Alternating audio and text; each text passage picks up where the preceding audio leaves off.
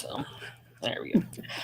What's going on, everybody? Welcome to another episode of the Fantasy Football Roundtable Podcast. We are live on all of our usual platforms. Both Matt and Dennis are with me here today on this beautiful Monday. How you guys doing today? How are your weekends?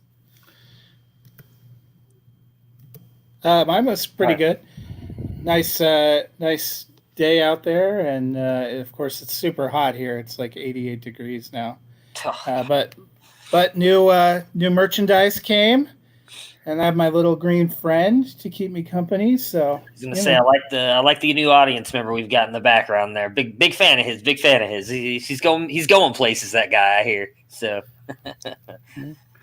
Very nice, very nice. Yeah, I've got mine as well. Although my sweatshirt only came, which is upsetting me a little bit because it's like 98 degrees here in Texas. So wearing a sweatshirt would probably kill me. So I decided to just rock the Buckeye shirt today and hope that I'll get my shirt hopefully sometime this week. Dennis, how we doing today? You know, I'm doing fantastic. Took a couple days off work, and so for most of the weekend, I've been cleaning out my garage and starting construction on a new pod cave. So.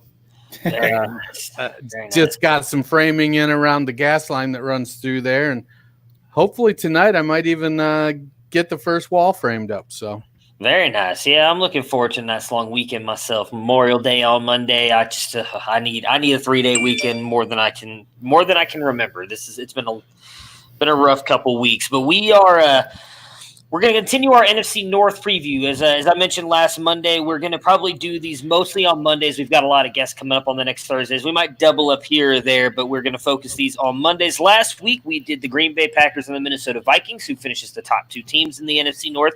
Today, we're going to talk about the bottom two teams in the Chicago Bears and the Detroit Lions. Kicking it off with the Bears, they finished 8-8 last year, did not make the playoffs after a really good year. Had a chance to, I believe, go into the NFC Division Championship the year prior. Had they not had the double stoinker, if I'm remembering correctly, where was it Cody double doink? Yeah, Cody Parkey who hit the double doinker there. So I'm going to start off a little bit different than I did last time. A question about the Chicago Bears. Is Matt Nagy on the hot seat for you guys coming into this season? We saw him have a phenomenal year there. That technically Mitch Trubisky's second year in the league. Really seemed to innovate that offense. Everybody was excited for guys like David Montgomery, among others, in that Chicago offense last year. And they really just kind of hit a wall, a completely different kind of game that they were running. Matt Nagy took a lot of criticism. The Bears, while again finished 8-8, did not have a great year overall, in my opinion. What do you guys think about Matt Nagy coming into the 2020 season? Is he on the hot seat?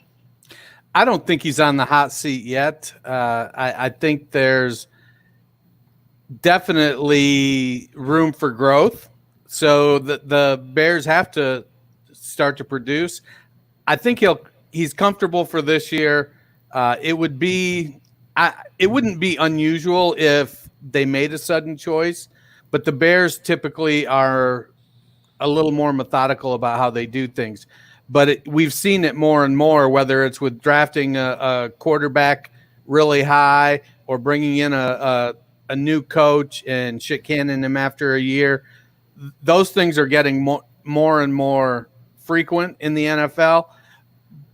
But I don't think that's how the Bears operate. They're a little more tried and true in their approach, and I think Nagy is definitely safe for this year.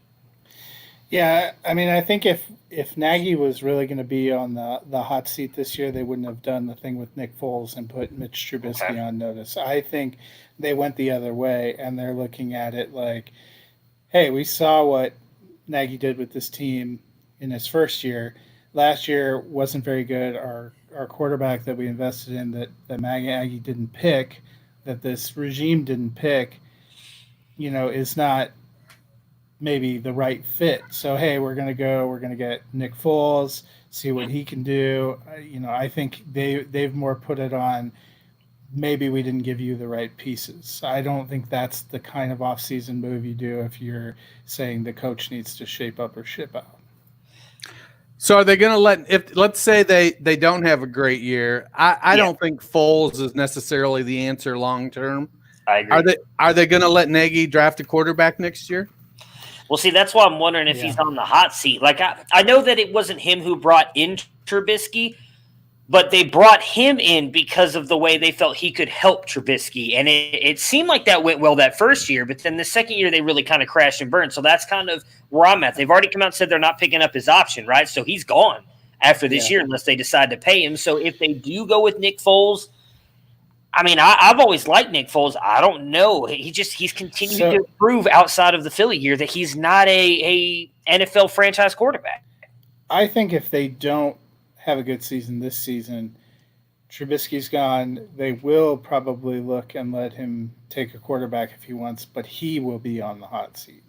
Gotcha. Okay. Because so now, maybe he's able to say that, this just isn't the right fit. I've done as best I can with Trubisky. And I think what helps him not to be on the hot seat and deflect more of that on their situation is most analysts and evaluators feel like the Bears really missed in getting Trubisky, especially when you consider he was taken before Watson, before Mahomes. Yeah. So maybe that's a little bit where he's getting out. But, as soon as you can't deflect it onto that other person, it comes back to you. So if you're saying he's the problem and he goes and there's still a problem, guess what, buddy? Look in the mirror. Yeah, and I mean, like I said, I don't know how much we can hate on them. I mean, they did go 8-8, which is still not easy to do in the NFL, especially with a guy like Mitch Trubisky at your quarterback, who I don't think was the only issue.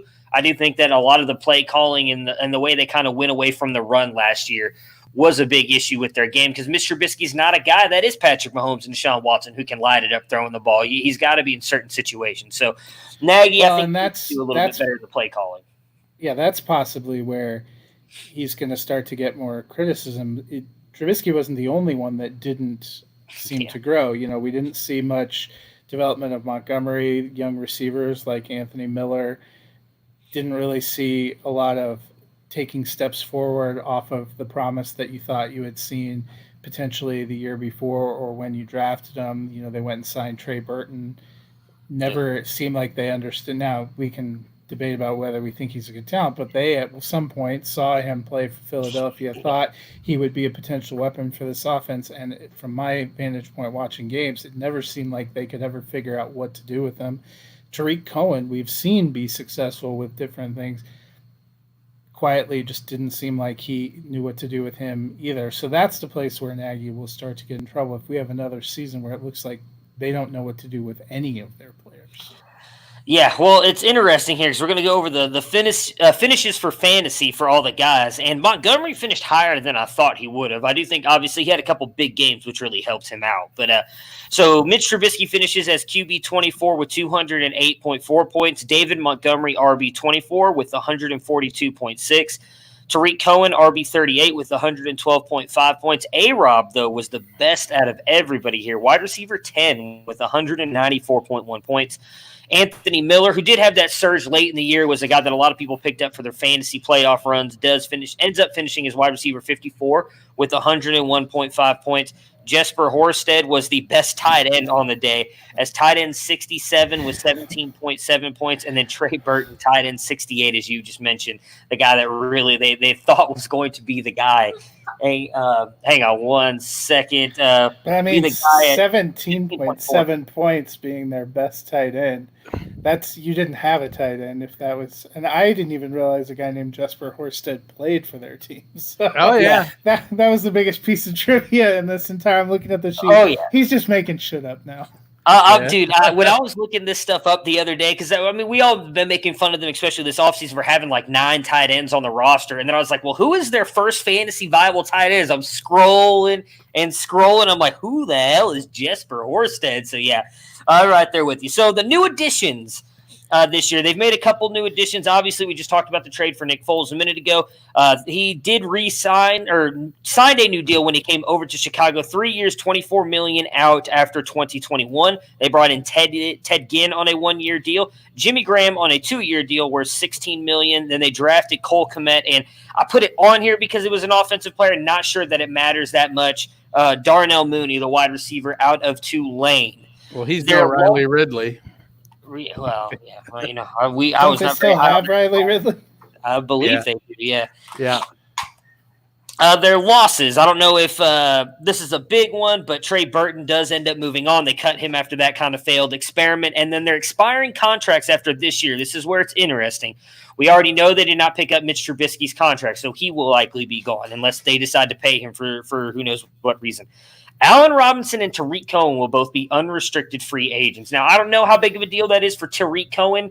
I know all three of us, I believe, are David Montgomery believers. So I would imagine if he comes on and has a really good year, Cohen's easier to part with. But what are your guys' thoughts on Tariq Cohen before we move on to the big name guy there on that list? Do you think there's a chance he stays with them? Do you think it'd be an issue if they do leave him? Again, what was it? What did he finish? 24. Montgomery finishes as a low-end running back two last year, which was kind of surprising with the way they used him and Tariq Cohen.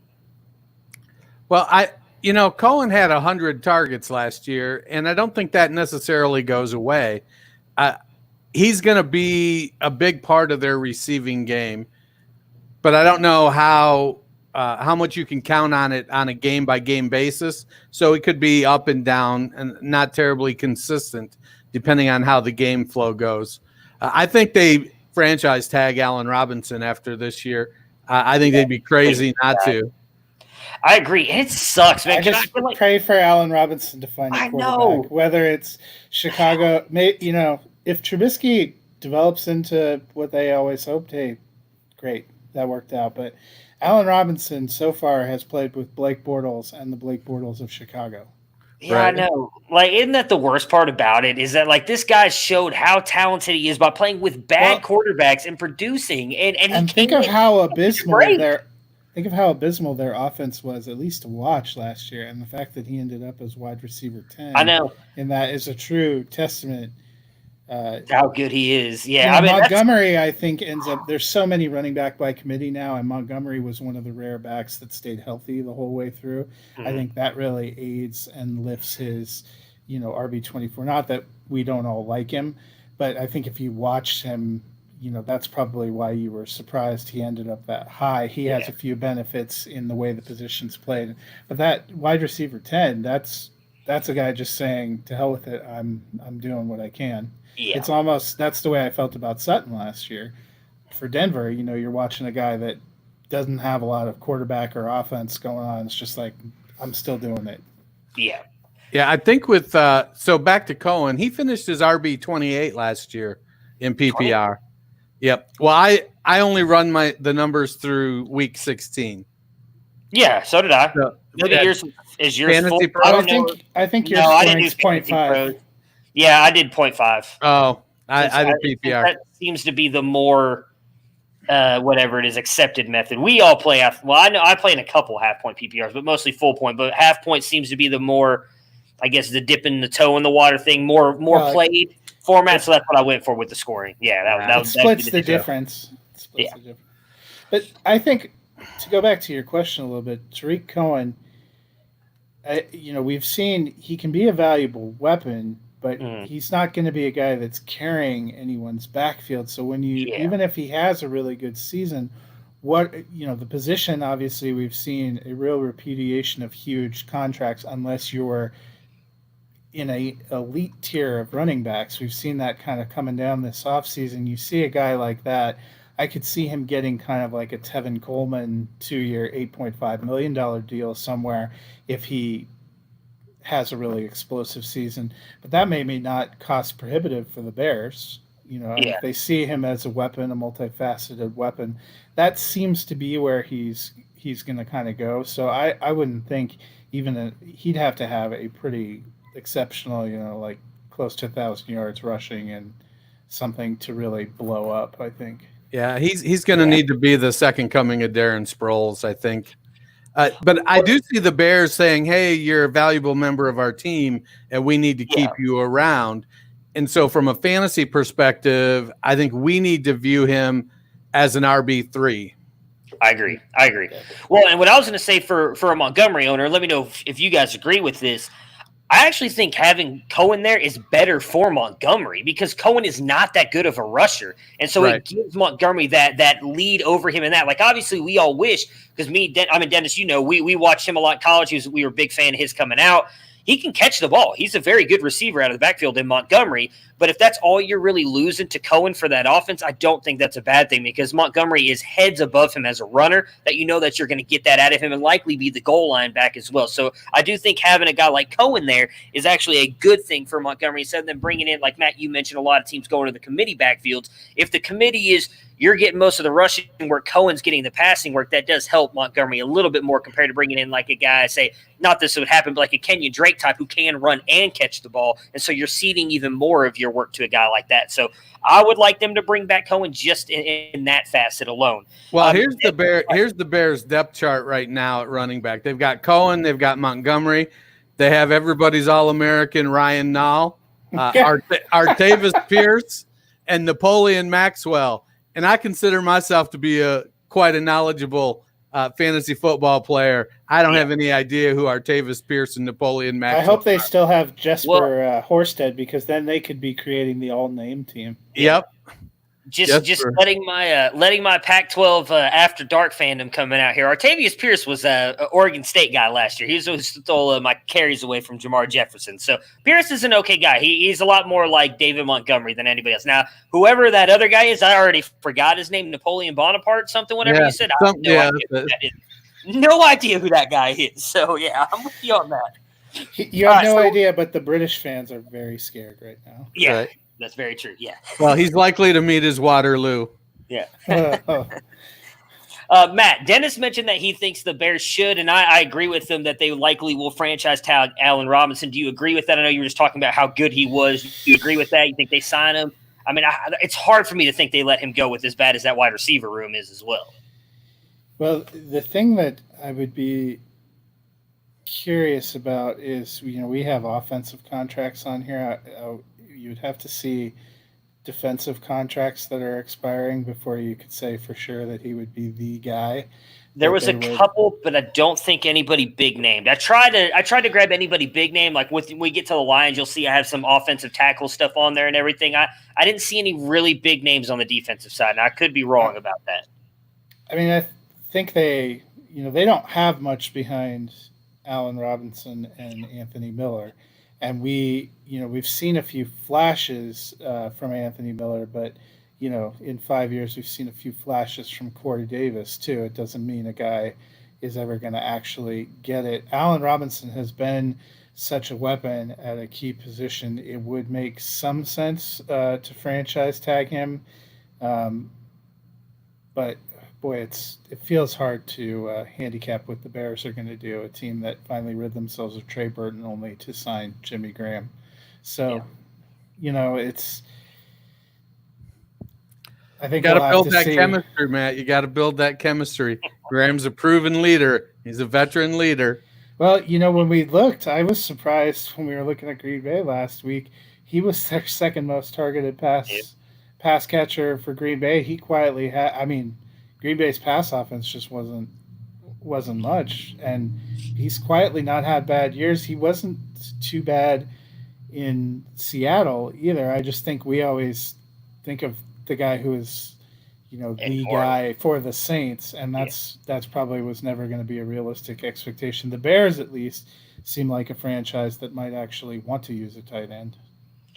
Well, the problem with Graham is he just, he can still catch the ball and everything. And just the lower leg injuries. He looks like he's 80 out there running the ball. Once he catches it, he's not getting any yak yards. It's one of those things where you just got to hope one of the catches he gets you is a touchdown. I think that's Graham's biggest thing. He's still, I think, a good player. He doesn't have that yak ability in him anymore. And really just watching him run off the line, I'm wondering if, my toddler could outrace him at this point. Like it looks bad, him running on the field. I do think it's all those lower leg injuries. All right. He's torn his patella, his ACL. Yeah, it's been bad. That patella one, some guys have been career enders on that. Yeah. So the Bears had the 29th ranked offense, according to Pro Football Reference last year. Do you think they can move into the top 20 this year? Well, let me ask you, who's starting at quarterback? Because that was going to be my question. Foles or Trubisky? So does that change it all for you? I think if they have Foles, with the way Matt Nagy showed that he can call an offense, I do. They've got good pieces around him. They've got a decent offensive line. I believe in Montgomery, believe in Cohen. Now, the only problem I have is I like Anthony Miller. I don't know how good he is. I really don't. I just haven't seen enough out of it. I know they have Robinson, and that's all that I know. He's proven he can be a stud, even being the only guy there. So, yes, I think if Foles is the starting quarterback, I do think that they could possibly make it up into, I don't know, say 17, 16 territory. Who are the teams right ahead of them? Sorry, I clicked off that page. No, you're good. Matt, what do you think? Why he's pulling that up? Better than so getting to top 20? Yeah. I mean, yeah, I think it really just depends on their efficiency. I would be curious to see where they ranked in 2018 because that felt like a much better offense when they were playing well. But, I wouldn't be surprised if they were still only 25th there, which tells me they can be successful and not come close to top 20 because you have some teams that have garbage records that, like Tampa Bay last year had to have been pretty close to top, really had to be top 10 on offense, even though they had no running game and they were nobody's idea of a successful team. So those rankings, are based on yardage and sometimes a combination of yardage and points, and that doesn't necessarily tell you how successful a team is. So I would lean toward them finishing outside the top 20, even if they have a better season. I don't think it would surprise any of us here if they were the fourth best offense in their own division. Yeah, so the teams directly above them, Denver was 28, Pittsburgh 27, Jacksonville 26, Miami 25, Oakland 24. Wow. See, I mean, think about some. Yeah. Well, I think Miami didn't have much of a great season at all, but they became a heck of a lot of fun to watch down the stretch. Yeah. Well, the one thing I'll agree with you on, Matt, on the 2018 season, I honestly think the reason the Bears had such a successful season was because of how good that defense was. They led the league in turnovers, so they kept giving Trubisky and that offense the ball back, and a lot of it in short fields. So even if they weren't getting touchdowns, they were already getting field goals. I think that really is what led to the Bears having such a good record and making the playoffs the way they did because of how good that defense was, not necessarily the offense. Yeah, in 2018, the Bears had the 9th-ranked offense. Ooh, oh my God! That is a huge. You know what? So I guess they could get back in. I cannot believe they were the 9th ranked offense. I know. So they were. Is the metric points? Can it tell you what it's basing their metric off of? No, I'm not sure. I'd have to spend some time looking into it. The things they have their passing, their rushing, their penalties, turnovers, total yards. Those are all the different metrics they have on here. But so how they're determining. Here, hold on. I'm looking up Matt Nagy's professional coaching. Oh, it's scoring points for. Gotcha. Well, thank you, Jared. None of us are as good looking as you, my friend, but we appreciate the comment.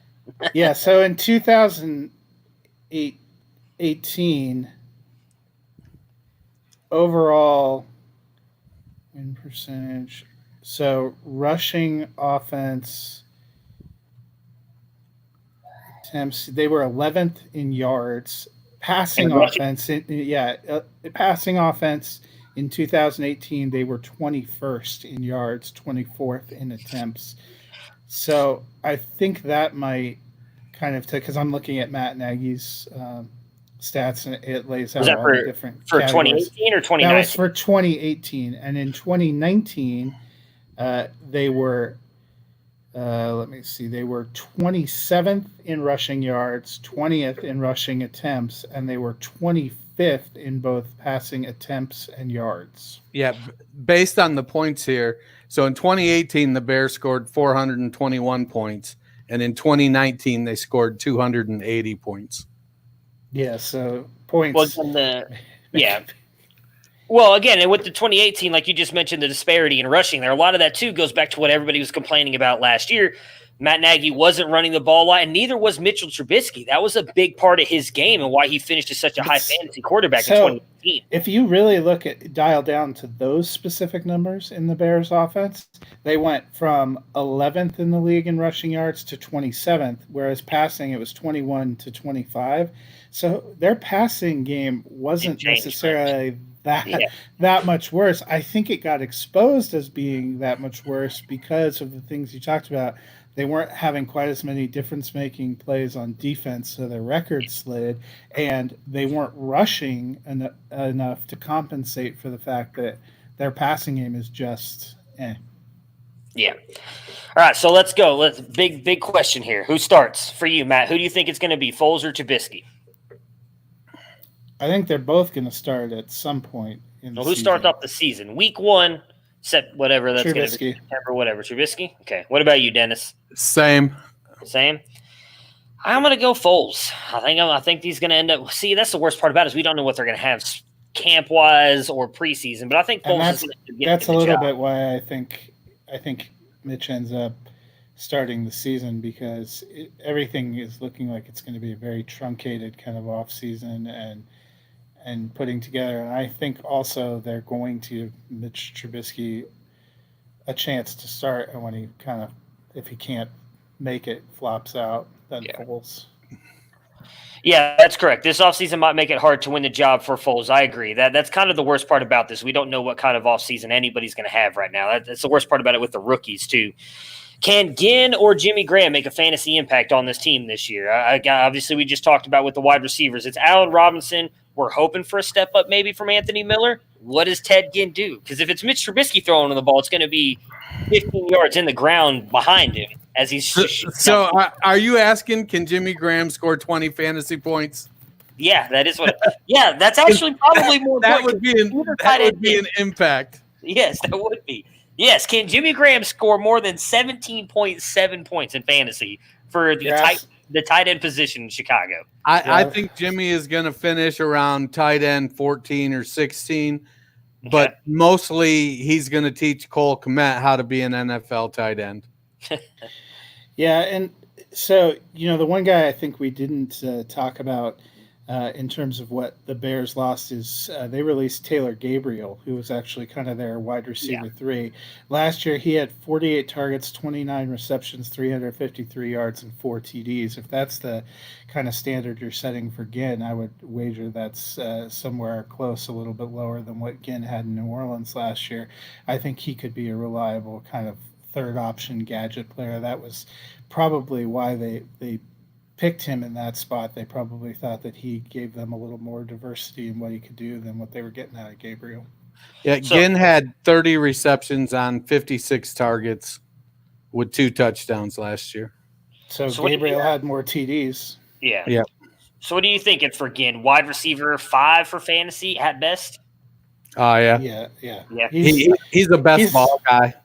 He's a bye week late in the season. Speaking of which, I don't know if you guys looked, but there is some savage Week 13 buys are Tampa Bay and Carolina. So, RIP all of those fans. If you're riding Christian McCaffrey the last week of your regular season, I just realized when I was looking at my draft board. Better hope you have it wrapped up. Better hope you have one of those buys wrapped up by then. Since we already talked about A-Rob, I'm going to change this question up just a little bit. What do we think Anthony Miller can do in 2020? Do we think he can take a step forward? As I mentioned, those last 5 games, he really came out on fire, looked really good, was a viable starting, I think, wide receiver 2 those last few weeks of the fantasy football season. What do we think he can do here in the new season, whether it's with Trubisky or Foles at quarterback? Well, I would certainly expect him to continue to progress. For him, I think it comes down to whether or not the quarterback in Chicago can support more than one wide receiver. Last year, he had 52 receptions on 85 targets. So he definitely needs to bump up the catch percent, 61%. So if he bumps his targets up to 100 and he brings in 70% of them, now he's went from 52 receptions to 70 receptions, and that should put him up in the 800, 850 yards. part of the challenge he had was he dropped from 7 touchdowns as a rookie to only 2 touchdowns last year. Mm-hmm. But that whole Chicago offense kind of that really encompasses what happened with the Bears offense in general last year.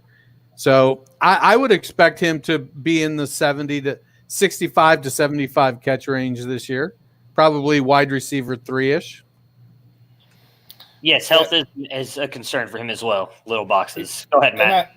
I would say health is a concern, but also what is the volume of this passing offense going to be? I think we've seen the last 2 years, even with Nagy, they haven't been better than 21st in pass offense. We just looked at what they had last year, where a tight end basically being a part of the offense didn't exist. We're making jokes, but I mean, you're looking at those points. So Dennis brings up a good point. If he can get his targets up to 100, where are those targets coming from? Because we just talked about, we could see them trying to get Ted Ginn involved. We could see them using Jimmy Graham more than the tight ends they used last year. Tariq Cohen's still there. He had 104 targets. We thought he was going to be something similar. Where do those targets for Anthony Miller come from? And does it savage Allen Robinson? Because if I remember a couple of those huge games that Miller had, it meant that Robinson, took a back seat. So it goes back to that question, volume, and what can this offense support? If they don't take a market step forward in what they're able to produce in pass offense, it's hard to see where Anthony Miller gets more targets and receptions without it taking away from something else. Well, the Bears had 512 attempts in 2018 and 371 last year. So I feel like they've got to regress back towards the 2018 season. And in doing so, let's say they split the difference. And get to 450. Yeah. That's about 70 more targets. Yeah. And that gives in all, what the hell was his name? All Miller needed was 15 targets to get to 100. So if he gets 100, 105 targets, that still leaves another 50 targets to go around for Jimmy Graham.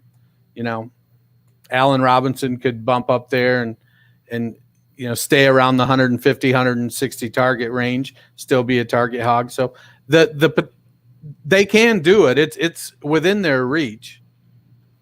It's if whether or not Trubisky puts the ball within their reach. You mentioned that you think Jimmy Graham could be more of a teacher for Cole Kmet. If that's possible, we mentioned he's signed for a 2-year deal. When do you think Kmet could be a future dynasty or a valuable tight end for fantasy? I think he'd be coming on mid-year next year. Okay. The transition is slow for tight ends. Kmet's not TJ Hawkinson. He's not Noah Fant. He's not George Kittle. He's not one of these guys that's going to come out and take the scene like Rob Gronkowski. He's going to have to grow into it over his first couple seasons. I think I'd be very comfortable if he comes out of this year with 50 targets.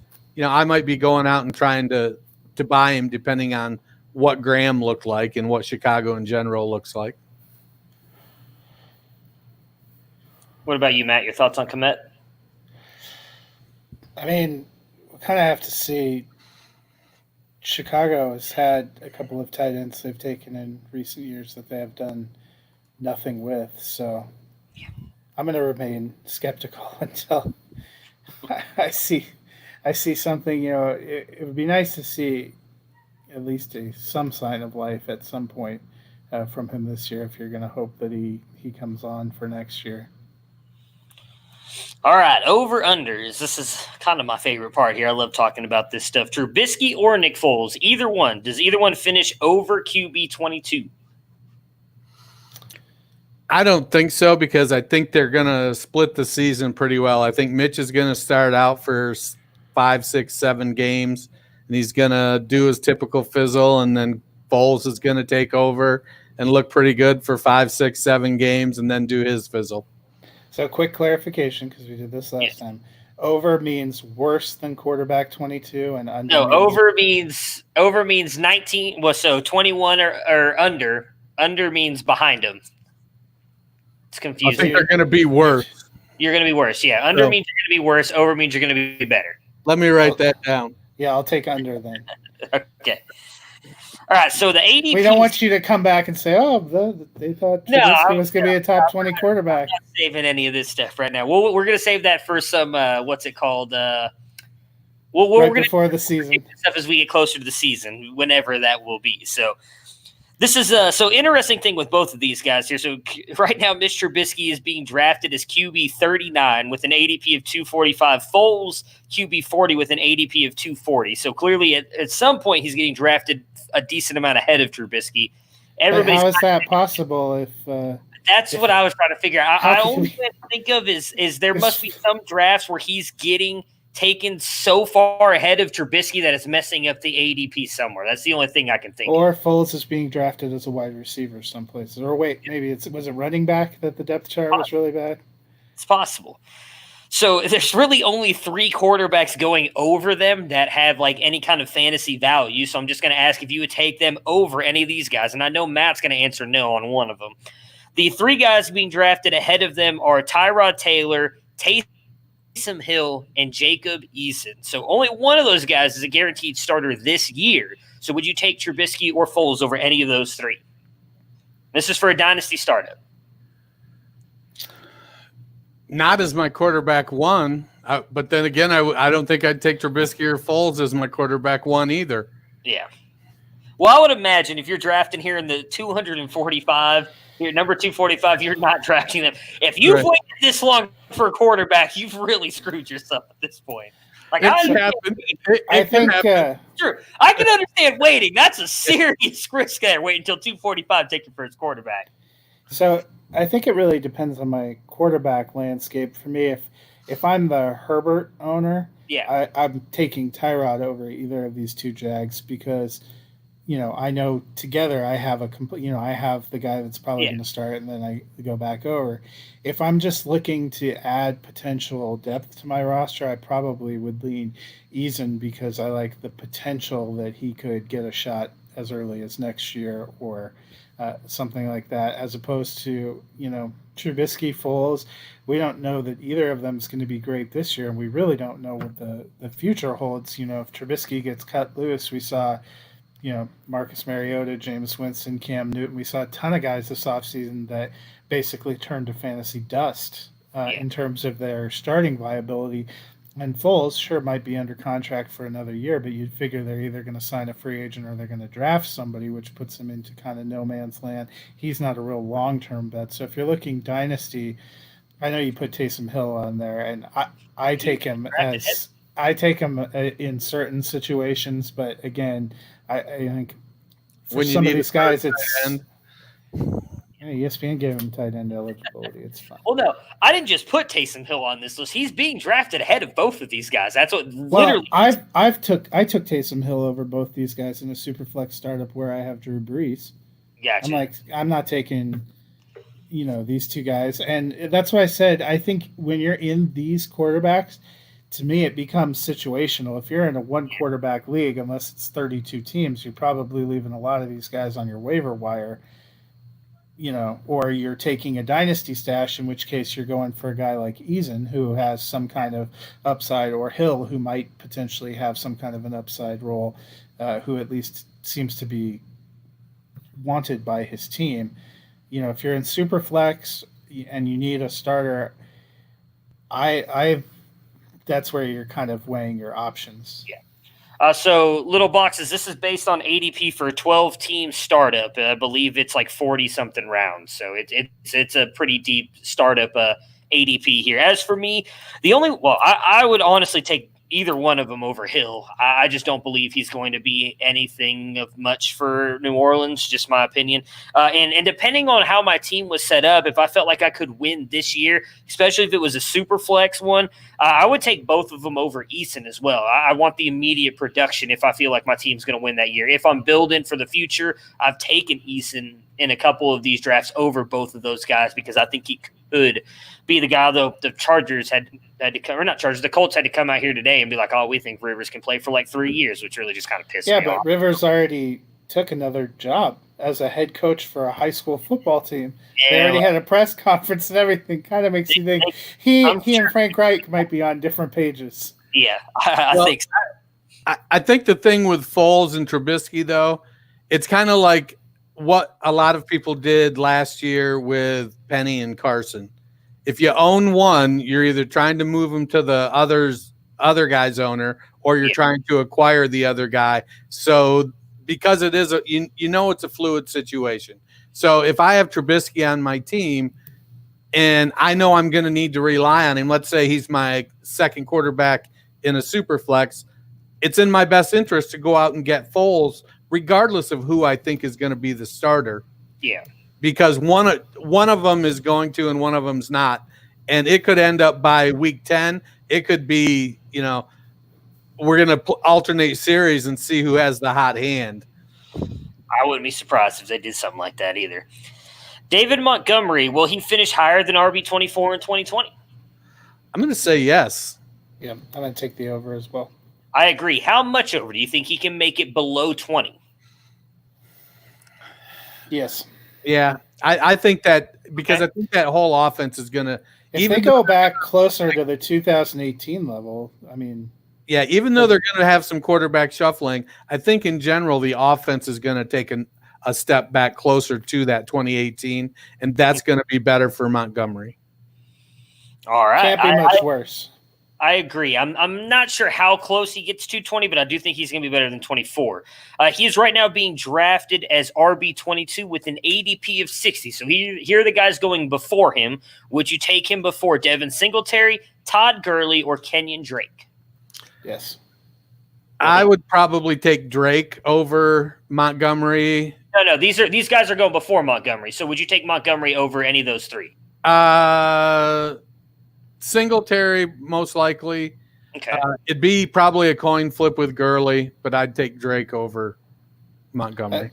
I don't know if we're talking about dynasty, which yes, I'd take him over both of those because I think Gurley's situation, he may be better in 2020, but long term, who knows? And Kenyon Drake the same way. Well, my team's a winning team. I'm defending champion. If you're a defending champion, you're not drafting these guys. These are startup values. So, you're the two-time defending hypothetical champion. I don't need your details. Yeah, we don't need the semantics here, Matt. Come on now. Come on. All right, these are the guys going behind him. Would you take any of these guys over Montgomery? Oh, I guess I should have answered. I don't know if I would. Maybe Gurley. I like Drake and I like Singletary a lot. Even with Moss there, I still am a big fan of Singletary. So Gurley would be the only one I'd probably take Montgomery over in a dynasty.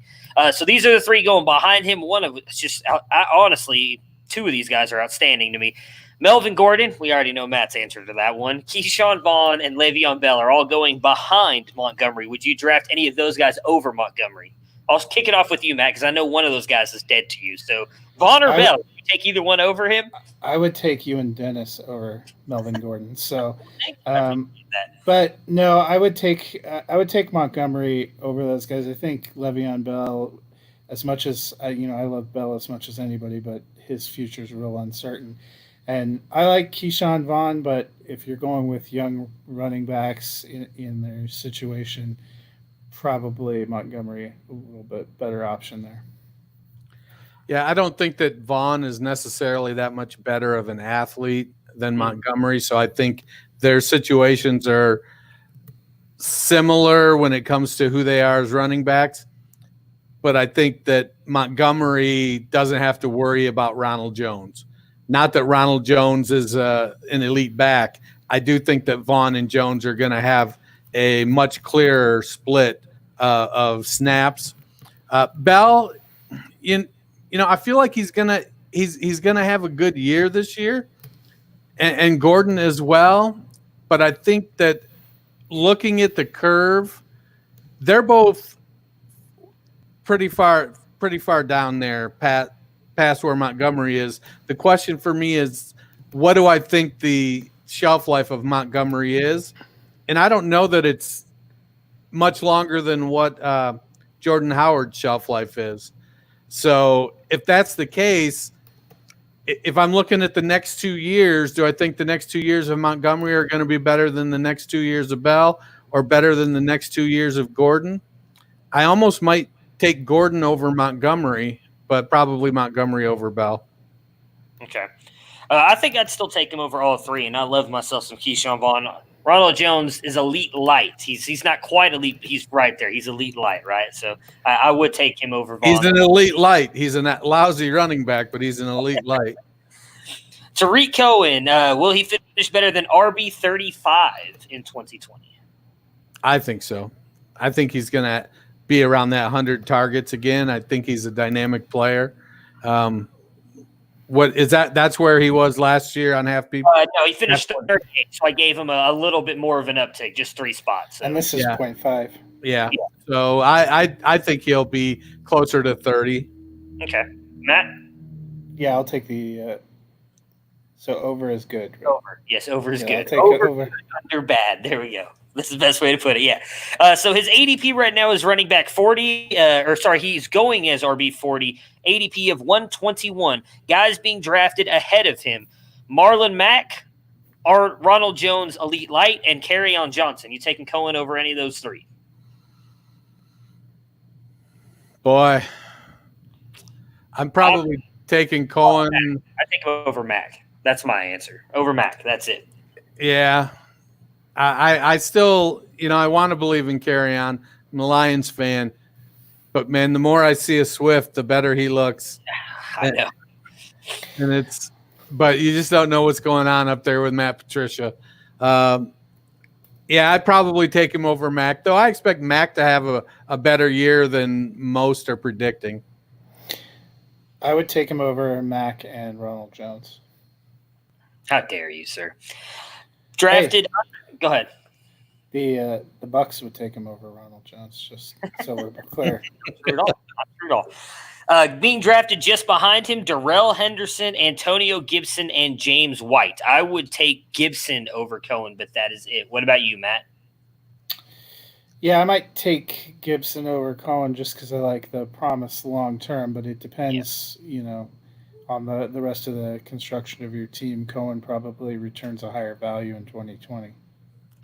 I think I would take Cohen over all three of those guys. Okay.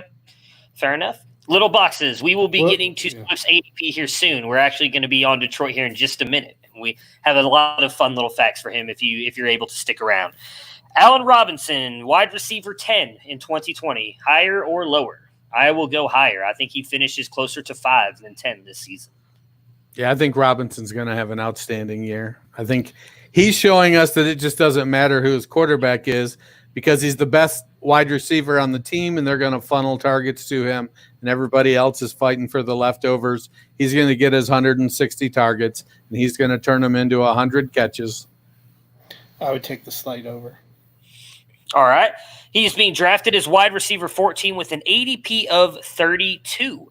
Being drafted right ahead of him: Julio Jones, Kenny Golladay, and Amari Cooper. I would take A-Rob over Cooper, but that is it. What about you, Dennis? I would take him over Cooper. It'd be a coin flip with Julio, and I'd probably take Golladay because I'm a homer. I think Galladay's better, so I agree with you there. Matt? I'd take him over Cooper. All right. Being drafted just under him: CeeDee Lamb, DK Metcalf, and Courtland Sutton. Matt, would you take any of those three over A-Rob? I would take Sutton and Lamb over A-Rob. Ooh, okay. Dennis? I would probably just take Sutton, and it'd be a coin flip. It's one of those things that I'd be thinking, I'm probably not going to get Sutton, and so I'll take A-Rob, and if they're both sitting there, I'd probably take Sutton. It'd be close. Yeah, I would take Sutton. It would be a coin flip for me on Lamb and Metcalf. I think they're both close, but I think I'd probably lean A-Rob just a little bit more. No, Allen Robinson or Julio is being drafted over Allen Robinson right now. Allen Robinson is being drafted behind Julio. All right, 2 more guys here before we move on to the Lions. Anthony Miller, will he finish better than wide receiver 40 in 2020? I'll take the over. I'll take the over as well. Sorry, I had to check my notes on what the over meant.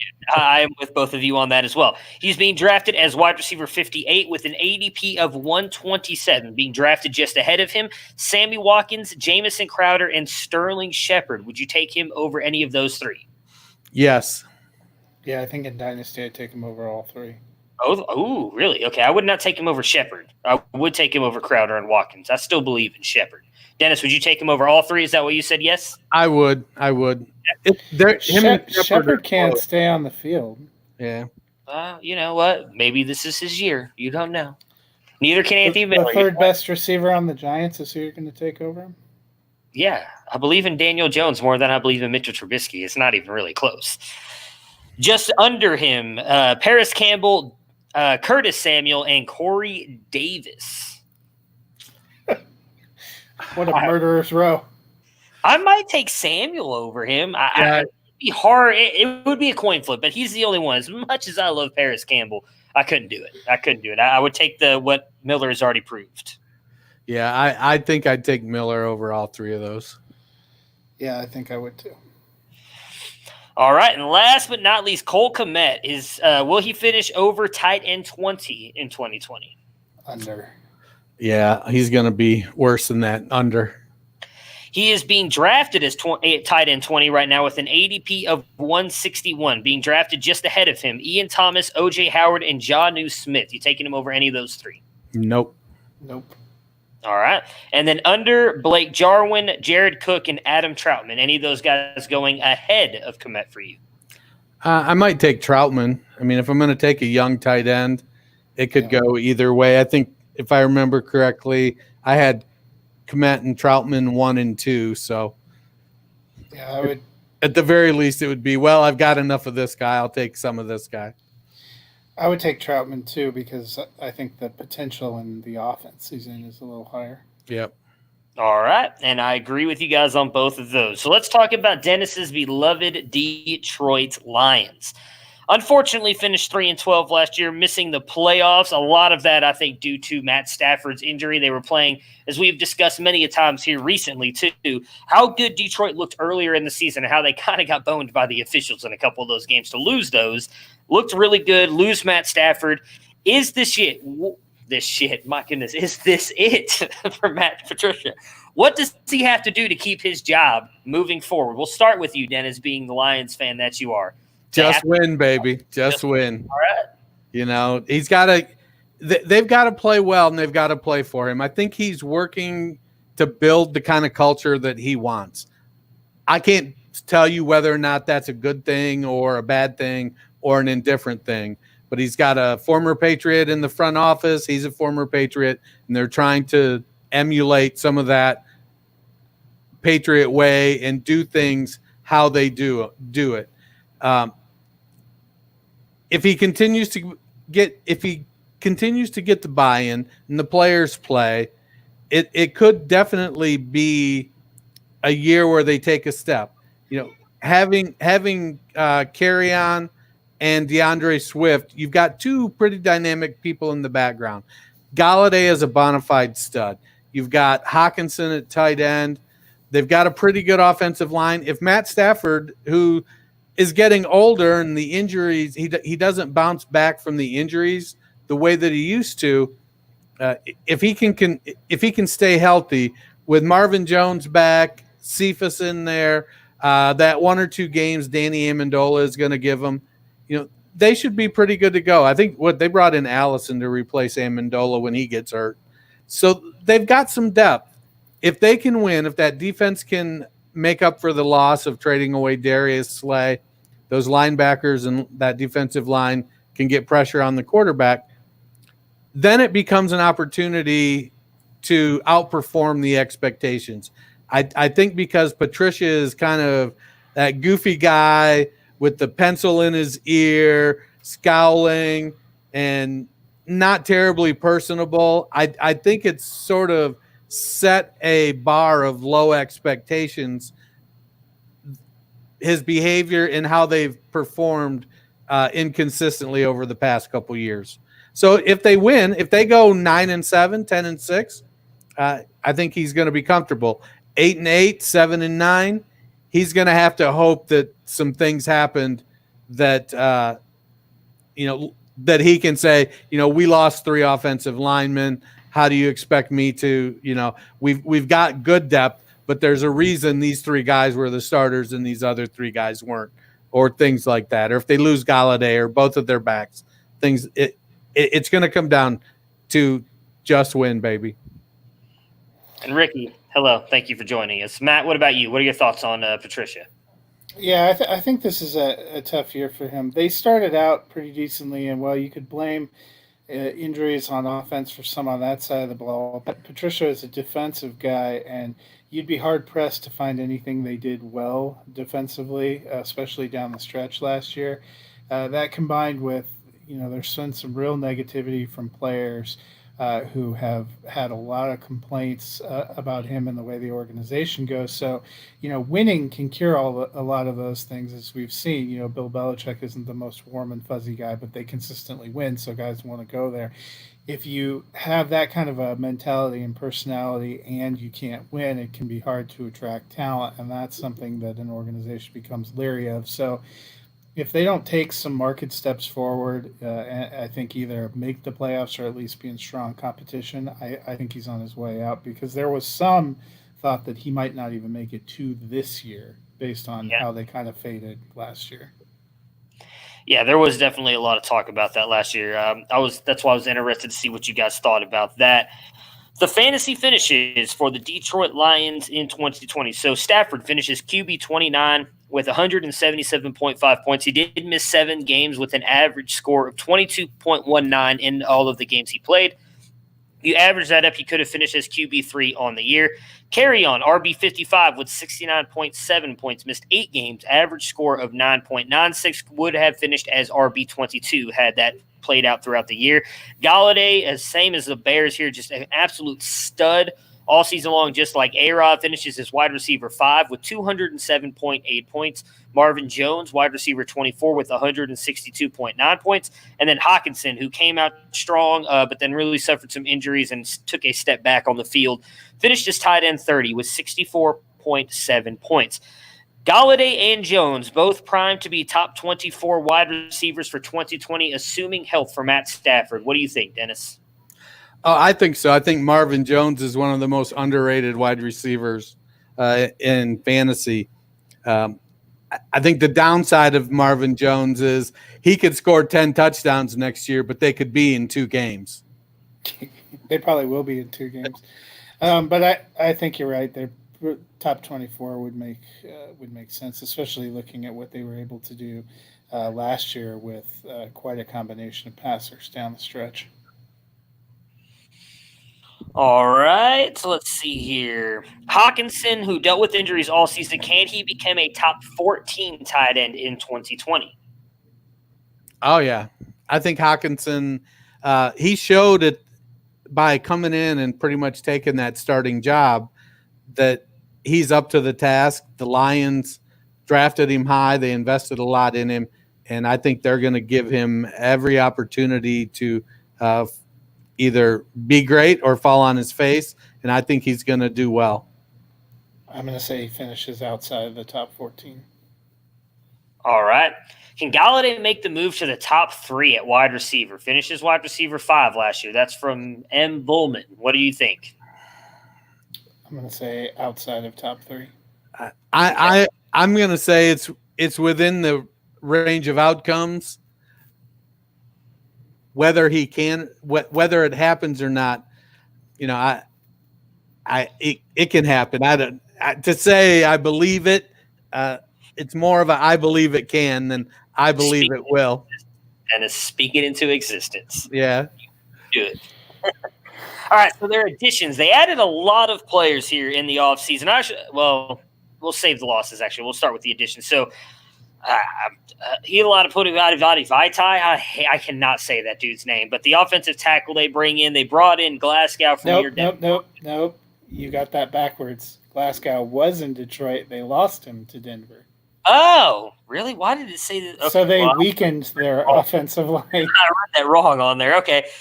Brought in Geronimo Allison on a 1-year deal, I believe. And then they drafted, obviously, DeAndre Swift, who we were talking about, Huntley, who's another running back, and then Quintez Cephas at wide receiver. Losses, they traded Darius Slay. That goes kind of what Matt was talking about earlier, where he definitely seems to be rubbing people the wrong way. Darius Slay did not have a lot of nice things to say about Matt Patricia on his way out the door. Neither did one of their defensive tackles. I can't remember. Was it Snacks Harrison? Snacks. Yeah. I think Snacks has been a little cranky every place he's left, though. And then I do think they brought in the perfect replacement for Slay, though. I don't know why his name just jumped out of my head. Okuda's a beast. Let me finish the losses here, and then I'll ask you guys the question. Marvin Jones, Kenny Galladay, and Geronimo Allison, so almost their entire wide receiver room, will all be unrestricted free agents in 2021. If Stafford stays healthy, can he be a top 3 quarterback next year for fantasy? I say no. I think he can be. I guess the challenge for me is he's not likely to, because Patricia, when he gets a lead, tends to go conservative, burn the clock. And so I think that'll be the thing that prevents Stafford from taking that step into the top 3. Yeah, I'm outside of the top 3. All right, well, thanks for that transition there, little boxes, because I was going to ask about what we think of Matt Stafford. So we think he outside the top 3, but possibly top 5. I mean, he was on pace. A lot of people seem to forget that he was having an MVP-type season up until he got hurt. So I guess to finish out that question, assuming health, let's just assume that he stays healthy, what do we think he could do fantasy-wise? Like, how high do we expect him to go? Where would you cap it at? Right around the 5 range, 10 range? What do you think? Between 5 and 10 for me seems reasonable. I mean, there's some guys we think are going to take possibly steps forward that are up in that upper, assuming health. And Stafford has never been one who's going to add a huge dimension on the ground. Yeah, I think Stafford is probably top 7. Okay. Because the top 5 are all guys with big rushing upside. Dak, Lamar, Kyler. Mahomes is going to be there. He doesn't have to run. He can. Yeah.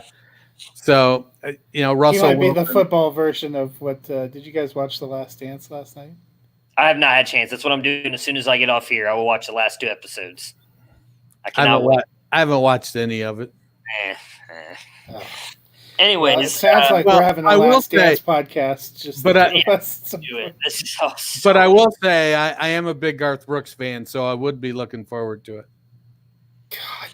God, that is such an archaic '90s pull. I don't think we're rocking it with the '90s country music fans here. No. Let's see here. So Quintez Cephas, there was a lot of talk that he could actually be the perfect fit as the wide receiver 3 there for Detroit. A guy who played against him last year in Jeff Okudah with the Buckeyes talked about how he was the hardest wide receiver for him to guard. And as Dennis pointed out in the episode, we talked about that. It showed in the stats on how well he did against Okudah, the only player to do anything against Jeff Okudah last season. What do we think Cephas can do in this role? Because I actually think it's a perfect spot for him with the coverage that's going to go to Galladay, Jones, and probably Hawkinson. A guy like Cephas in the slot, where do you think he could slot in fantasy-wise for a fantasy team? I think he's probably a taxi squad guy. Okay. He could take that wide receiver 3 role, but you've got a proven veteran in Amendola. They brought over Allison who plays that role. And I think that Patricia is going to probably defer towards the veterans to start out with. So that's going to push Cephas's ceiling for year 1 down pretty far. So, I like Cephas as a prospect. I'm not counting on anything from him this year. Okay. Especially if Marvin Jones gets injured, then maybe then there may open up an opportunity. Okay, so let me ask you really quick, because Matt, you can answer this too. Because Quintez Cephas is being drafted in like the 4th round, or not being drafted at all in most rookie drafts, right? as I mentioned there at the beginning with the expiring contracts, Marvin Jones and Galladay's contracts are both up after this season. Now, I don't think they let go of Galladay. I would be surprised if they don't franchise him or work out. He's got a better chance of being franchised than Robinson, I think. I wouldn't be surprised if they let Marvin Jones go. He's been really good, but he's dealt with injuries every single year. So could Cephas be a long-term play? You just mentioned a great taxi squad guy. Could he be a guy you see moving in and possibly being the two there with Galladay if they let Jones go? Oh yeah. Yeah, I think that I think he's built more for that complementary role than he is to be the wide receiver one. Yeah, I agree. Think in that range in the rookie draft, that's where it makes sense where you're grabbing him. I mean, that's where I've taken shots on guys like KJ Hill and for the Chargers where, there's not a lot of depth charts impediments above him, and potentially Keenan Allen is going. I think Cephas, that's the same kind of idea. If you're expecting year one production, I'm with Dennis. I think that's probably a fool's bet. But if it's a guy you're looking to stash that you think kind of has some potential and could see some potential openings above him, that's a great pickup. Swift, Kerryon, or both? If you're in a startup draft, which are you trying to grab? Are you just trying to go with Swift, thinking he's the future, Kerryon, or do you try and grab both of them? There is a pretty significant gap between the two in the ADPs. I will say, I'll just put it to you this way. One is going in the top 30. The other is going outside the top 100. So there's a shot that you could get them both. Would you, I don't want to say waste a roster spot, say that you believe Swift is the guy and you take him as early as he's going, do you then use a spot later on in, say, probably the 6th, 7th round to grab Kerryon, or you just let him go and worry about filling up other spots? What do you think, Dennis? Well, I think it comes down to your philosophical approach to building your team. Do you handcuff guys? Do you look for, if I think they're going to split time 60-40, I want the 60% guy, and I'm going to look for a different 60% guy if Swift gets injured. But if it's going to be 50-50 or if it's going to be 75-25, then maybe it makes sense then to back up Swift with Kerryon. So it all comes down to the philosophy. For me right now, I'm kind of staying away from that backfield. I don't trust Matt Patricia. Yeah. I think that's fair. I think there's value in Kerryon because Patricia is going to play both of them. I don't know how much he's going to play both of them, but when you're looking at top 30 versus outside the top 100, there's definitely a value play to be made for Kerryon Johnson. Yeah, that's 100% where I'm at. If you're looking for value in a startup, Kerryon's the value at RB. I think what he said, 37 on his ADP right now. He's being drafted as RB37. His ADP is 111 for Kerryon. He's going way late. Yeah, but if you're taking if you're RB37, you're looking at your third and fourth running back. That's where I think what I think we'll see from him in this offense feels like much more of a value than. We're also at the time of the year where you're seeing in dynasty startups. I've done several in the last few weeks. The rookies are just going incredibly high, and people are talking about, these guys are going to start for me every game this next year. And I'm like, okay, well, I guess you'll be picking at the top of the draft again next year. Good luck. Yeah, I did one with the Back Row Show Friday, and some jackwagon took Keyshawn Vaughn in the 5th round. I don't know what that dude was thinking, but it was just a little bit of a reach, in their opinion, too. All right, so let's do some over-unders here. Matt Stafford, does he finish as QB8? Remember, over good, under bad, QB8. Over. I agree. Matt? I'm going to say that's a push for me. I think no that's push. about right. Over. Well, then I'll take under. That's why I said 8. That's what I think about. Like, where's Matt going to say push? That's where I'm going. Got to make him get off the fence. You got to take a side. All right. So he's being drafted as QB 16 with an ADP of 151. Being drafted just ahead of him, Jared Goff, Matt Ryan, and Aaron Rodgers. Are you taking him over any of those three, Matt? Yes, especially in Dynasty. I'm not sure why you would reach for those guys. I think I would take Stafford over all three of those. Oh, okay. Interesting. What about you, Dennis? I would as well. I would take him over Goff and probably Rodgers. Ryan would be hard for me. I think Ryan, just even when he's played on bad teams, has proven that he can really kind of be a top quarterback. He's 95 years old, though, so. That's all right. He's still slinging it at 95. So, you know what? When he gets to 105, I'll be worried about him. But he's still slinging the rock, man. He's golden. All right, just under him, this was really interesting to me. Drew Lock, Sam Darnold, and Justin Herbert. You taking any of those three over Stafford? Dennis, I'll let you go first this one. Yeah, probably. Probably not Herbert. How dare you? Well, I like Herbert. Not immediate production. Exactly. If I'm drafting Stafford as my quarterback 2, I'm probably going to take him and get production this year and maybe next round or 2 rounds, but I want to secure that second quarterback. Yeah. So, Locke, some days, yeah, I got there are times when I'm drafting and I'm like, I had a few weeks where I had a few weeks where, man, I couldn't get enough Drew Lock. Darnold the same way, but I've cooled a lot on Darnold because of Adam Gase. Yeah. So, and Herbert, while I like him, again, I think that Stafford is the one who's gonna. He's probably most likely to win me a league this year, with Locke being the second most likely. Mm-hmm. What about you, Matt? So I did take Drew Lock over to Matt Stafford in my startup today. So I definitely am going there because, I like him a lot. But I'm kind of with this. Herbert, I like, but I think you can get later, and that's not going to return immediate production. Darnold is such a tough one for me. I was listening to NFL radio. They're talking about the fact he's 22. He's younger than any of the 3 top quarterbacks that were drafted this year. Yeah. Which seems hard to believe because it's going into year 3. But we just, you see like 1 or 2 games in 2 years that make you feel good about him. There's all kinds of potential that you feel like he has, but he does not have a great team around him too. Like if you're comparing him to Stafford, his wide receiver 1 is either Rashad Perriman, who's on his 3rd team, or Jamison Crowder. And his offensive line is, being rebuilt. His coaching situation is arguably not as good. His running back situation is definitely not as good. So, as much as I like the idea of Sam Darnold and youth, I think I would still go Stafford there.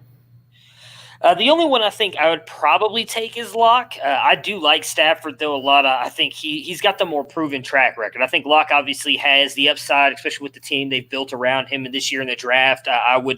It would probably be a coin flip. It would depend on how many shares I owned of Stafford and or Locke. I probably would take him over Herbert. The one thing I'll disagree with, I think Herbert's going to start by at least week 3. I really think Tyrod's going to get bakered again. Herbert's so good. I know he's not going to have much of an offseason, but man, I think that kid's good, and I think he's going to start by week 3. So I think he's going to feel like this is some residual resentment towards Tyrod Taylor. Not at all. Tyrod won his games, man. It wasn't Tyrod's fault Cleveland lost to or tied Pittsburgh. It was fucking Hugh Jackson's fault. I love Tyrod Taylor. I mean, I kind of wish. Well, see, here's the funny thing, Max. You were doing a podcast with us at that point in time. This guy right below me said that they should have started Baker week 1, and I vehemently disagreed with him on that, as I'm sure he'll remember. I said, no, you start Tyrod all fucking year. Don't you dare put Baker behind center. And then I regretted saying that as soon as that game came in there when we saw the Baker. Same way I'm going to regret my all my 95 shares of Drew Lock. But yeah, I love Tyrod. I think Herbert is so talented, and I know a lot of people. It's funny, as I was mentioning the back row mock that I did with them Friday, Jeremy Barker was talking about that. Him and Arms were really against Herbert early on. And then they went back and watched some of the tape, and they're like, man, this guy's actually a lot better than people give him credit for. He's really good. And I'm planting my flag on that guy. Like, I really think he's going to be really good. We got to really interesting question here from Dynasty God. So I want to get to that before we move on to Swift. Pure talent. Would you rather at wide receiver, if you were building a team, Galladay or A-Rob? It's easy for me, Galladay. And I mean, like, not that there's that much difference in their games. I love Galladay so much more. So for me, it'd be Galladay. What about you, Dennis? Yeah, I'm going to go Galladay, but it's pretty close. Yeah, I would take Galladay too.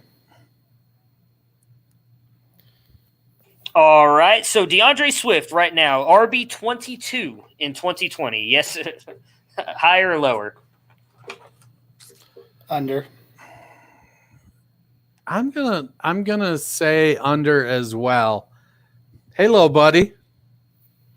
Yeah, he's waiting for his juice here. I'm actually gonna go over. I've talked about it when we did the draft episode. Kane really kind of talked me into this one. I think that Darrell Bevel and them are going to rely heavily on Swift because I think he's a little bit better of a prospect than Kerryon Johnson. I know it's just workout videos, but those workout videos are just astonishing and make me think he's going to be even better. Although Kerryon Johnson picture that he posted of him and his girlfriend was just as astonishing. So I do think Swift is going to be really good, though, so I'm going to take him. This is the part of the episode where we realize we have too much time on our hands in the life. Yeah. Oh, yeah. It was a lot of fun scrolling through that thread. So he's being drafted as RB14 with an ADP of 25 right now, going just ahead of him. Derrick Henry, J.K. Dobbins, and Miles Sanders. Would you take Swift over any of those three? I would not. I would probably take him over Henry. I agree. That would be the only one for me. But then again, Henry will probably come back and throw it all back in our face again this year. But I would take Swift over Henry. Some guys I'm just going to be wrong on over and over and over. Yeah. He's like my Ronald Jones. Hey, Ronald, he's got a here. He's except for Henry's successful. Dude, hang on. Where's that remove from stream button really quick? There we go. All right, Dennis. Matt got kicked off. I don't know what happened to him. All right, so just under him, Austin Eckler, Cam Akers, and Aaron Jones. Would you take any of those three over Swift, Matt? I would take Eckler. Okay. Dennis? Boy, I'd probably take Jones just because I feel like he's going to have a better year this year, and I'm okay with the uncertainty of Jones next year because running backs only last 2 or 3 years typically. Yeah. So, and I'm a big Aaron Jones fan. Yeah. I love Aaron Jones too, but I think what you just said there is why I would take Swift over him, because I think what we've all come to realize is you're really getting these guys for more likely just their rookie contracts. That's what you can expect from them. I'd be worried about where Aaron Jones goes, as you just said, where I know I've got DeAndre Swift in Detroit for at least the next 4 years. So that's kind of why I'd lean him just a little bit over Jones. And Akers and Eckler, it's not even really close for me. Eckler would be just because he signed the new contract, but I'd still take Swift based purely on talent over Eckler. Kerryon being drafted Kerryon, RB24 in the 2020 season. Under. Yeah. Under means bad. Over 20. Over good, under bad. So yeah, under. Okay, so we're all under. Well, if you just followed over under in the traditional sense of below the number, we like to do things differently here. All right, we separate ourselves with our nuances. He's being drafted as RB37 with an ADP of 111, going just ahead of him. A.J. Dillon, Alexander Madison, and Mark Ingram. Would you take Kerryon over any of those three? Over Dillon and Madison. Okay. I'd take him over all of those three because, I think Ingram's really 1 year. I would probably take him over all three as well. All right, let's see. Where did I just lost it. Oh, just behind him, Ronald Jones Elite, Marlon Mack, or Tariq Cohen. Would you take any of those three? We should just leave Ronald Jones off. We know we're taking Ronald Jones over him. So Mack or Cohen, you taking either one of those over Kerryon? Probably not Mack. I feel like Mack is going to have a better year than a lot predict, but I think Kerryon will outtouch him pretty well. Cohen, I'm starting to buy into Cohen and the 100 targets, and so it's making it easier to go and say he had 100 targets last year. It still was RB38 in this format. I get it. We talked about the first hour here that we think they're going to regress back to the 2018 season. So yeah. So Matt, what about you? I would not take any of those over him. Okay. I might consider Ingram, but that would be the only one for me. No, I take Ingram's already going over it. Ronald Jones, I would take. Oh, yeah, my bad. I meant Ronald Jones. Ronald Jones easily over carry on. Well, we do things different here. Yeah, exactly. We do things different here. All right, Kenny Galladay. Will he finish better than wide receiver 8 in 2020? Yeah, I think so. I think he's in that 5 to 7 range. Yeah, Matt? I'm gonna take the over as well. As am I. He's being drafted as wide receiver 12 with an ADP of 30. Going just ahead of him, Amari Cooper, Odell Beckham Jr. Crap. I forgot which Brown. AJ Brown. That's right. Antonio Brown, right? Antonio Brown. Would you take Antonio Brown? No. AJ Brown. Would you take Galladay over any of those three? For me, easily Cooper and Brown. I know Brown had a huge year last year, but Galladay has been much more consistent. So I would take him over Cooper and Brown, not Odell. He's been much more consistent than Odell as well. I just said my Browns homerism comes into play. So I'm taking him over all three of those guys. Yeah, I'm easily taking him over all three of those guys. God, Matt, you were really pushing yourself to get kicked off this podcast here. I can understand Dennis going Galladay over Odell. He's a Lions fan. Come on, man. Odell, I don't think Odell's the best receiver on his own team. I would take Landry over him. What? No way. Galladay over Adams, yes or no? No for me. I'd take Adams. I love Galladay, but Adams is a beast. Yeah, there's probably not more than 2 slots or 3 slots separating them, but Adams is above him. All right. Marvin Jones, better than wide receiver 22 this year. Yes or no, Dennis? I'm going to say, yeah. I think he's going to be in that 18 to 22 range. So I'll say 18 to 21. All right. Matt? Caveat being his health. I'm going to go just under. I think he's in the 23 to 25 range. All right. I'm going to go over as well. He missed a couple of games with injury last year and finishes 24. If he can stay healthy, I like him to finish above 22. He is being drafted as wide receiver 62 with an ADP of 137. Going just over him, Corey Davis, Curtis Samuel, and Paris Campbell. Would you take him over any of those guys? It's an easy answer for me. I take him over all three. As would I. Matt? For Dynasty, I'd probably still take Paris Campbell and feel hopeful because Marvin Jones, the expiring contract, I think you have one kind of year. But I would take him. I mean, Corey Davis, goodbye. I don't understand how Davis is in the ADP range. So I definitely take him there, and I think I'd take him over Samuel too, just because he seems like he's fallen out of favor in Carolina. Corey Davis has a lot of hardcore truthers like that Ronald Jones guy. I mean, they just can't quit him. That's the problem. So, just behind him, John Brown, KJ Hamler, and Robbie Anderson. Would you take any of them over Marvin Jones, Dennis? Nope. Matt? I would take Robbie Anderson because he just signed that deal, I think. Carolina.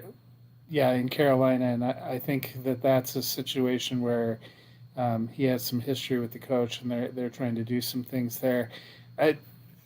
KJ Hamler, to me, I hope he's good, but he feels like he's verging on being the most overdrafted rookie receiver right now. People are just looking at that speed and saying he's going to automatically be something. I think Marvin Jones, where he is at, you're grabbing a guy that is going to give you some good value and startability to help you compete in year one.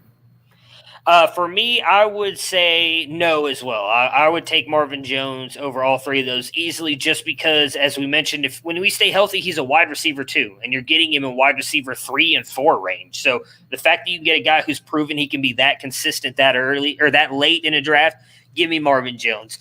Last but not least, TJ Hawkinson. Can he finish as tight end 13 in 2020?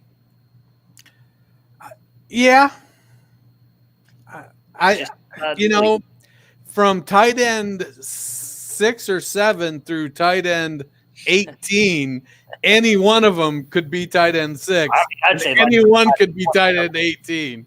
I agree with you, Matt. Yeah, I mean he could, but I'm going to go under. I will go with under as well, just because I think there's a shot he goes 13 to 14. I don't think he makes it into the top 12 though. He is being drafted as tight end 8 with an ADP of 96. Just ahead of him, Darren Waller, Hunter Henry, and Zach Ertz. Would you take him over any of those three, Dennis?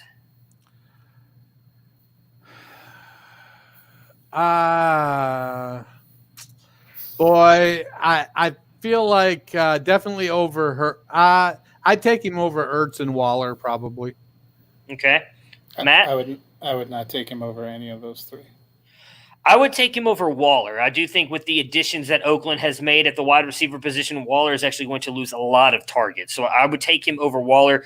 I don't know if and I'm not even the biggest Hunter Henry fan in the world. I think I'd stick with keeping Henry and Ertz over Hawkinson. But Ertz, actually Henry would be close. I think Ertz is still pretty easy for me to take over, but Henry would be close. Just behind him, Austin Hooper, Noah Fant, and Dallas Goddard. Would you take any of those over Hawkinson? I'll let you go first, Matt. I would take Fant and Goddard over him. Dennis? I would probably still take Hawkinson over Fant. I would definitely take him over Hooper. And it'd be a coin flip on Goddard. You know, one thing, looking at Detroit's stats last year, they did give almost 130 targets to the tight end. Mm-hmm. So the potential is there, I think, for him. What he play? He played 12 games, started 7, and he had 60 targets.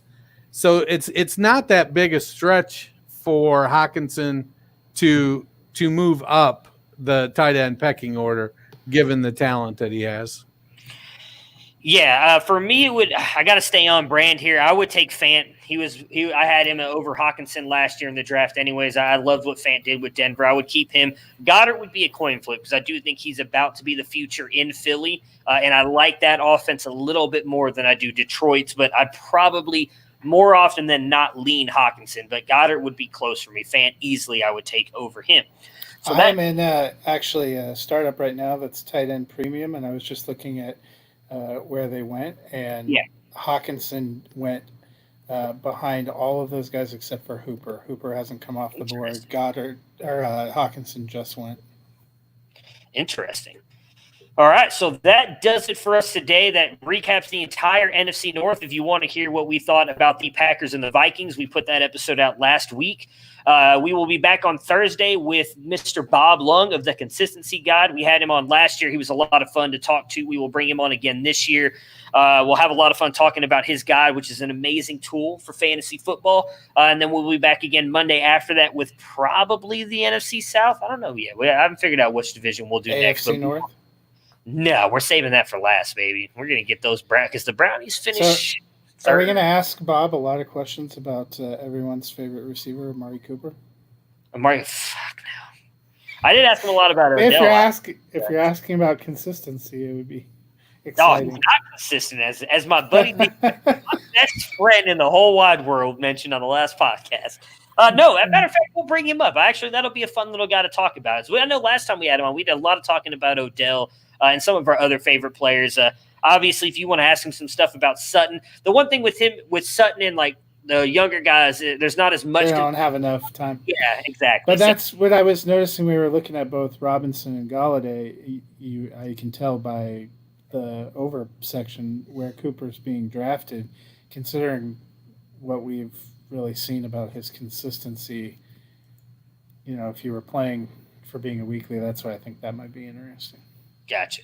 But yeah, it'll be a fun episode. He brings a lot of really good knowledge. It was a lot of fun talking with him last year, so I'm excited to have him on. Obviously, if you guys following live or if you guys listen to the intro, you can follow Dennis at culture_coach, Matt at Nighthawk7734. Guys, thank you so much for joining me today, and I look forward to talking to you guys with Bob Lung on Thursday.